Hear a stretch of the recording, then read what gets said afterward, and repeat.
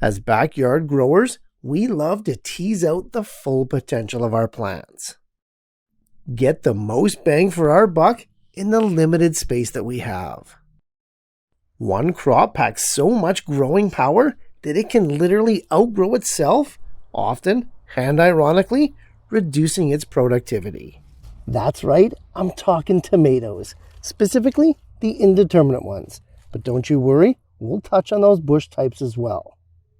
Hi, I'm Jeff from the Ripe Tomato Farms. Today's video is all about tomato pruning. Often thought of as optional maintenance for these plants, we'll get into why that idea may need some reconsidering. With summer fast approaching and the fruit on its way, if not already here, now is the time to look at pruning your tomatoes. In today's video, we'll cover why we prune, when we prune, and of course, how we prune our favorite tomato varieties. Things are really starting to heat up now, so let's make sure that we set our tomato plants up right so that we can max out those harvests later on this summer. As we alluded to in the opening, tomatoes come in two different growth habits: determinate or bush type and indeterminate or vine type. Now, pruning is normally reserved for the indeterminate types of tomatoes, but there are instances where we do prune the bush types. Before we get into that though, let's look at why we even prune tomatoes in the first place. What's the advantage? Well, pruning tomatoes in general comes with three main objectives or reasons for doing so. First, we prune to get more and better fruit. Like we said, tomatoes are a powerhouse crop. But most times, they like to produce foliage more than they like to produce tomatoes. By redirecting their energy output to making tomatoes, rather than more leaves and stems, we're going to get bigger harvests per plant. On top of that, the tomato plants are going to be able to focus their energies on the current set amount of fruit so that they're going to ripen faster and grow bigger as a result. This becomes really handy in cooler climates with shorter seasons. And finally, we prune our tomato plants to increase the airflow and air motion around the leaves, which in turn decreases the chances of fungus, disease, and even pests. Important stuff, right? I mean, who doesn't want to create stronger, healthier plants that produce more tomatoes? All of us. But what about those determinate types? For the most part, we don't prune our determinate or bush type tomatoes like this tiny Tim here. Determinate tomato plants grow to a certain point, reach maturity, and tend to set all their fruit all at once. Because of this, pruning these types of tomatoes is not going to get them to produce more fruit. That amount has already been, well, determined. However, there are instances where pruning determinate tomato plants can be beneficial. And the first of those is the suckers. In tomatoes, suckers are adventitious new shoots that form in the axil between the main stem and a branch. Left untouched, these shoots are actually entire plants that are going to form their own flower and fruit clusters eventually. Now, in determinate varieties of tomatoes, this is what can actually give us those mega harvests. Within reason, it's always best practice to remove the bottom 3 or 4 suckers all the way up to your plant's lowest current flower cluster. This is going to max out the energy sent to the existing fruit while still giving you an epic harvest.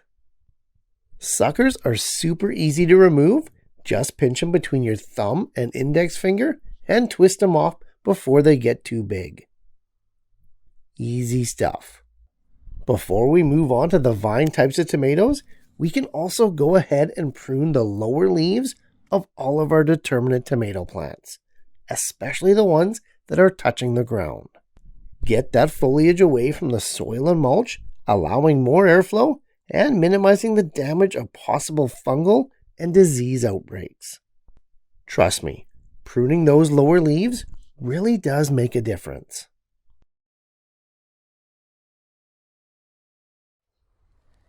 Like we mentioned, one other group of tomato plants exists employing an entirely different growth habit. And these would be your vine or indeterminate types.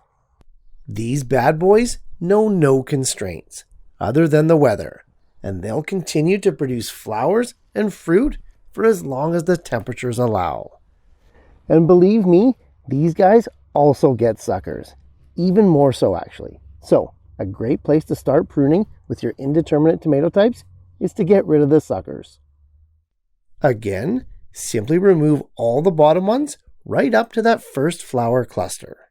When small, the suckers easily snap off right at the base with just a little wiggling.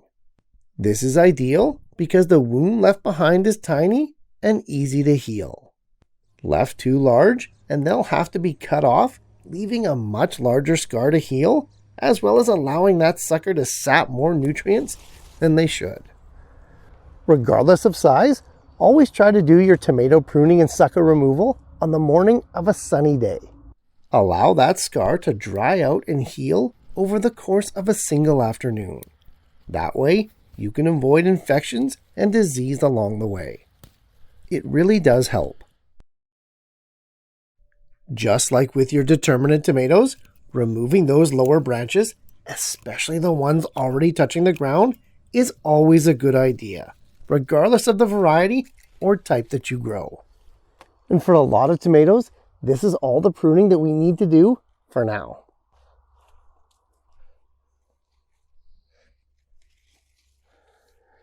Here though, I've purposefully left this bed of tomatoes to grow too wild, too far into the season. This is going to be worst case scenario for pruning, but it also makes for a great example. But before we can get started, it's always best to make sure that your tomato plants are supported first. So I'll go ahead and trellis up these guys so that we can actually see what we're dealing with. Before these beds went in against a fence on the east side of my property, it used to be a wall of peas. Luckily, I've left all the wires in place, so my plan is to simply repurpose them as tomato supports. One screw in the side of the bed before each tomato plant should be enough. Now, I can go ahead and secure all those wires. With those wires firmly in place, we can now attach our tomato plants. Not as ideal as a perfectly vertical support, but it'll do just fine. I'll go ahead and stake all the tomato plants in these two beds, being careful not to snap any of the stems. That can be especially tricky for the tomato plants that have already fallen over and started to curve upwards. Just take my time with multiple supports along the stems, and I should be okay. All right, the tomatoes are now all supported, and we can finally see what we're dealing with. Okay, the tomatoes are all supported. The first order of business is to get rid of some of those lower leaves so that we can get a handle on this mess. Like we said before, any leaves that are actually touching the ground or the mulch are going to be highly susceptible to disease and pests. So those ones have got to go first.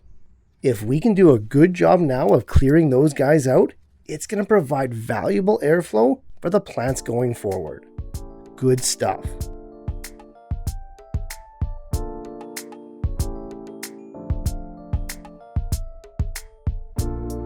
All right, with a little bit more clarity, let's dive into those suckers. Again, anything below that lowest cluster of flowers is fair game. Small enough, they just pinch off like we did before. A little bit larger, you're gonna have to cut them. If you have a long growing season, or like me, your summer hasn't even started yet, leave the majority of suckers alone on the top 1/3 of the plant. Tomatoes are no doubt vigorous, and there's still lots of time for these to produce, and we don't want to limit our harvests in any way. Now, with tomatoes, pruning is a continual process, as the plants are going to keep growing and keep producing suckers all spring and summer long. Every 2 weeks during the growing season, I'll do a once over for my tomato plants, check to see if any of the lower leaves need pruning, as well as if any new suckers have sprung up.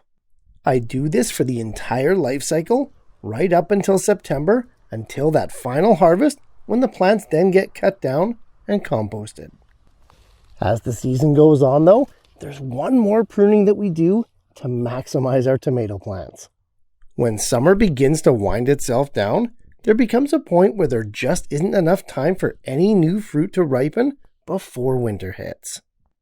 All new flower clusters that appear on the plant, regardless of location, become absolutely useless. There just isn't enough time for them to become a worthwhile harvest. So, during this window of time, we cut them all off. For cherry tomatoes, any flower clusters that appear 3 weeks before I intend to cut the tomato plants down for the winter get removed. For the larger slicer and beefsteak ones, I cut off any flower heads that appear 8 weeks before that date. It seems brutal at first, but it makes sense when you think about it. Cutting off any new productivity that has a 0 chance of making it to harvest is just smart business. Not only that, it's going to redirect valuable energy back to the current fruit that really needs it. Bigger, faster ripening tomatoes is the result, and with your season coming to an end, that's exactly what you want. Speaking of the end, it's finally time to recap all those main points of tomato pruning so that it all makes sense. Without a doubt, tomatoes have proven to be the most popular backyard crop ever, largely due to how easy and vigorous they are to grow. Tomato plants are sugar and energy factories, and they'll soon grow so thick and so dense that it actually becomes a problem. So, we prune. There's 2 main things to look out for when you're pruning tomatoes, and that's the lower leaves and the suckers. Leaves that are near or are touching the ground have to be pruned off. The plant won't miss this foliage in terms of productivity, so don't worry about that.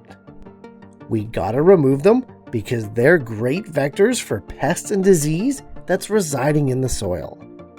Plus, the plants really benefit from the increased airflow down below. Try to keep at least 6 inches between the lowest leaf and your ground.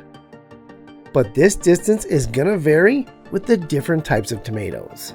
Use your best judgment. Next up are the suckers.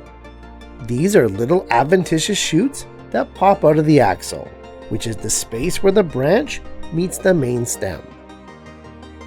Left alone, suckers will grow into entirely new plants in short order. As you can imagine, they're a complete drain on the main plant's resources, so they have to be removed as soon as we see them.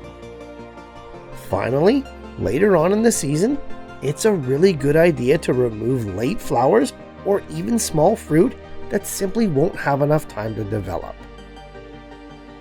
Let the plant concentrate on the fruit that matters instead, the current ones, and you'll enjoy a larger, more consistent harvest.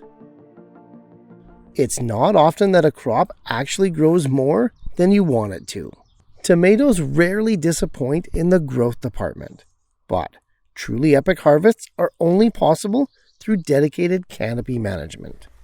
Hopefully today you've learned enough about tomato pruning to have your best harvest yet. So, best of luck guys, happy pruning, and I'll see you soon.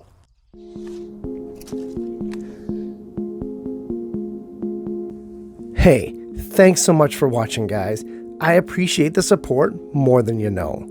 And if you're getting value from these videos, please like and share them to spread the word and help your fellow gardener to grow better.